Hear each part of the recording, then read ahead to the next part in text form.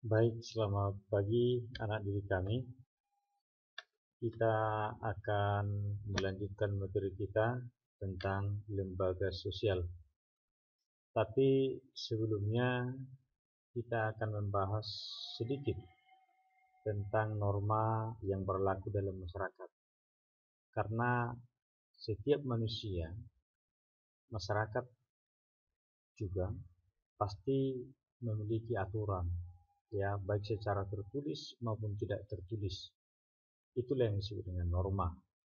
Jadi norma itu adalah aturan-aturan yang terdapat dalam masyarakat yang harus ditaati, ya, dan biasanya norma itu secara tidak tertulis. Tujuannya adalah untuk mengatur ketertiban dalam masyarakat. Ada 4 tingkatan norma yang berlaku di masyarakat, yaitu pertama mulai dari cara ataupun usai, itu adalah dilihat daripada perbuatan individu ataupun pribadi dalam masyarakat. Ya, penyimpangan dalam cara-cara ini tidak mendapat hukuman yang terlalu berat. Ya, paling hanya semacam teguran. Ya, contohnya adalah cara berpakaian, ya, kemudian cara berjalan, cara berbicara. Kemudian yang kedua adalah kebiasaan ataupun feng shui. Itu adalah perbuatan yang dilakukan secara berulang-ulang dalam bentuk yang sama. Ya, contohnya memberi salam kepada orang tua sebelum berangkat sekolah, memberi salam kepada guru ketika bertemu. Sedangkan yang ketiga adalah tata kelakuan ataupun mores. Inilah kebiasaan yang diterima sebagai patokan, ya, dalam masyarakat yang di dalamnya terdapat unsur pengawasan. Ya, misalnya di sekolah ada namanya tata tertib, ya, tentu ada sanksinya. Dan yang terakhir adalah adat istiadat ataupun custom. Ini tata kelakuan yang semakin kuat, mencerminkan kekuatan pola kelakuan masyarakat yang mengikat para anggotanya. Dan biasanya kalau terjadi pelanggaran terhadap adat istiadat ini ada sanksinya. Baik, kita lanjut ke jenis-jenis lembaga sosial. Sebelumnya minggu lalu kita udah bahas itu lembaga keluarga ataupun peranata keluarga. Keluarga itu adalah kesatuan masyarakat terkecil yang terdiri dari ayah, ibu, dan anak. Itu adalah keluarga inti. Sedangkan keluarga luas terdiri dari ayah, ibu, anak, dan juga kakek, nenek, dan yang lain-lainnya. Baik, fungsi daripada lembaga keluarga itu ada namanya fungsi ekonomi, yaitu memenuhi kebutuhan anggota keluarga. Kemudian fungsi sosialisasi, ya, ini adalah untuk mengajarkan nilai-nilai ataupun norma-norma. Kemudian fungsi afeksi adalah fungsi untuk mendapatkan kasih sayang. Kemudian fungsi pengawasan ataupun kontrol, ya, di mana orang tua mengawasi anak-anaknya supaya jangan menyimpang dari norma-norma. Kemudian ada fungsi pemberian status, ya, itu seseorang itu memperoleh status dalam keluarga, ada sebagai anak, ada sebagai orang tua, ya, ada sebagai ibu, dan lain sebagainya. Baik anak didik kami, itu hanya penjelasan dari materi minggu lalu. Sekarang kita lanjut ke lembaga agama, ya. Barangkali anak didik kami sudah tahu bahwa agama itu erat hubungannya dengan keyakinan ataupun kepercayaan.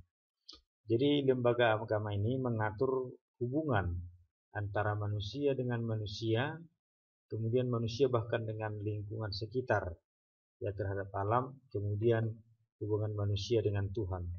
Jadi di lembaga agama ini hubungannya ada yang vertikal, ya, manusia dengan Tuhan Sang Pencipta, kemudian manusia dengan sesama dan juga ke lingkungan.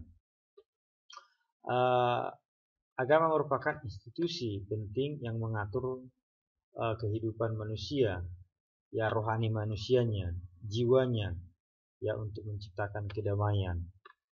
Baik anak didik kami, di Indonesia, ya, ada 6 agama besar yang diakui di Indonesia.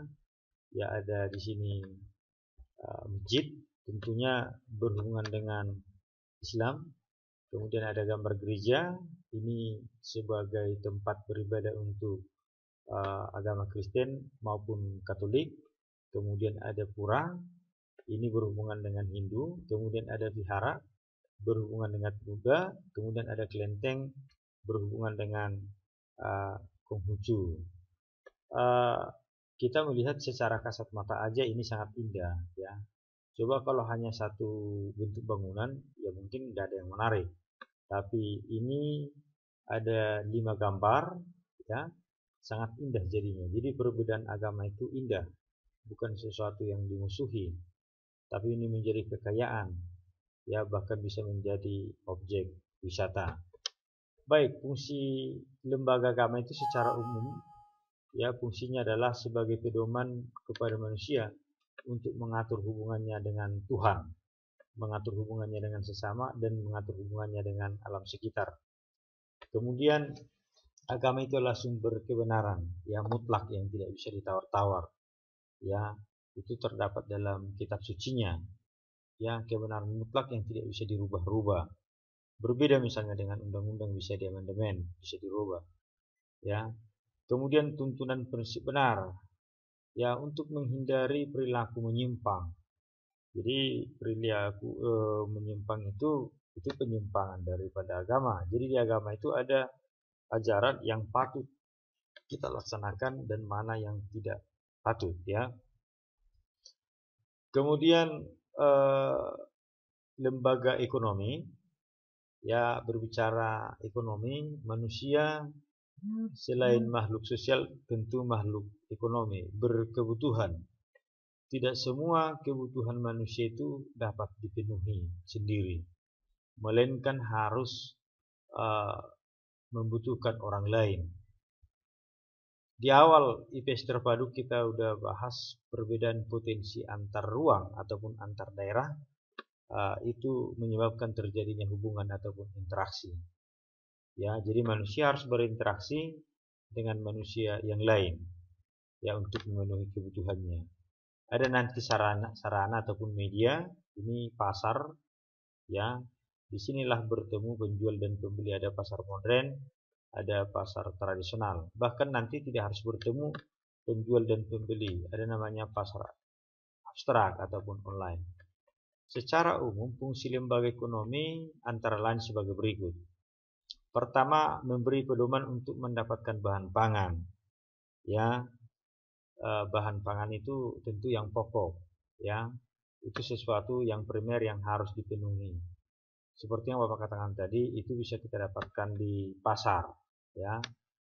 Tidak semua kebutuhan pokok kita bisa kita produksi sendiri, bisa kita hasilkan sendiri. Kemudian memberi pedoman untuk melakukan pertukaran barang, ya.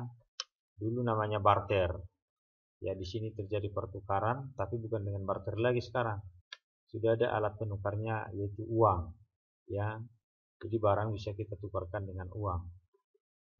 Yang ketiga, memberi pedoman tentang harga jual, ya, beli barang. Ya, ada aturannya, ya, ada standarnya. Apalagi di pasar-pasar modern, ya, tawar-menawar tidak perlu lama lagi. Beda dengan di pasar tradisional. Di pasar modern, di setiap barang sudah melekat harga. Jadi ya, tidak perlu lama lagi untuk melakukan tawar-menawar. Yang keempat, memberi pedoman untuk menggunakan tenaga kerja. Ya, ada undang-undang tentang ketenagakerjaan. Berapa usia kerjanya, berapa upahnya. Jadi tidak sembarangan, ya, untuk mempekerjakan seseorang dan harus dihargai. Ya, harus sebanding antara tenaga yang dikeluarkan dengan upah yang diterima. Kemudian memberi pedoman tentang cara pengupahan, itu tadi ada namanya upah minimum regional. Ada upah minimum yang harus dibayar oleh pihak yang mempekerjakan, apakah itu pemerintah ataupun institusi yang lain.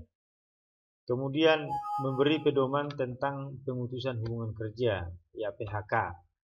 Barangkali kita sering mendengar ini akibat pandemi, banyak perusahaan yang harus memberhentikan karyawan karena tidak mampu lagi untuk mengupah tenaga kerja. Jadi ada aturannya, ada yang harus ditanggungjawab oleh pihak perusahaan ketika memutus memberhentikan karyawan dalam bekerja, ada namanya pesangon dulu ya. Kemudian memberi identitas kepada masyarakat ya.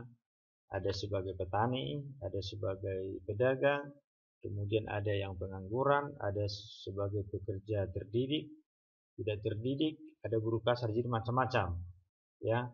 Ada yang kaya, ada yang miskin, ada ekonomi biasa. Itu fungsi daripada lembaga ekonomi. Baik anak didik kami, silakan nanti diputar, dipahami. Kemudian setelah itu silakan diisi tugas ya yang Bapak berikan. Isilah kolom berikut tentang kitab suci, tempat ibadah, dan hari besar keagamaan. Misalnya Islam, apa kitab sucinya? Contohnya Al-Quran. Tempat beribadahnya apa? Masjid. Hari besarnya misalnya Idul Fitri dan yang lain-lain. Silakan nanti dikerjakan ya anak didik kami.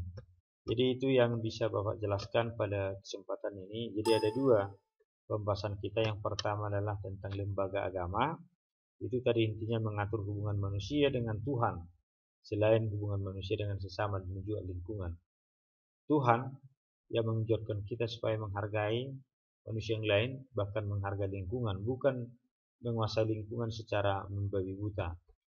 Kemudian yang kedua yang tidak kalah pentingnya adalah bahwa agama itu ya walaupun berbeda tapi harus satu. Itu menjadi kekayaan yang harus dipelihara.